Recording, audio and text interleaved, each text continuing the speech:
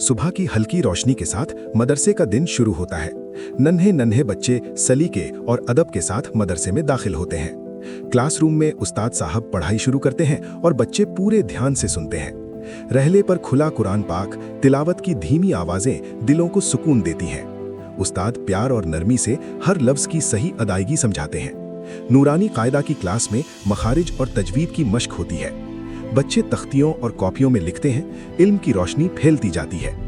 Interval में मदरसे के सहन में सादा खेल कूद होता है, चेहरों पर मुस्कान होती है।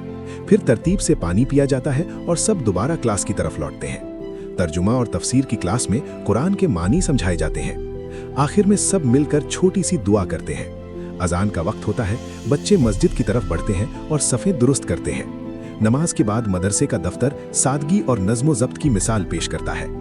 शाम के वक्त बच्चे दिन भर का सबक दोहराते हैं। इस तरह इल्म, अदब और इबादत से भरा एक मुकम्मल दिन पूरा होता है।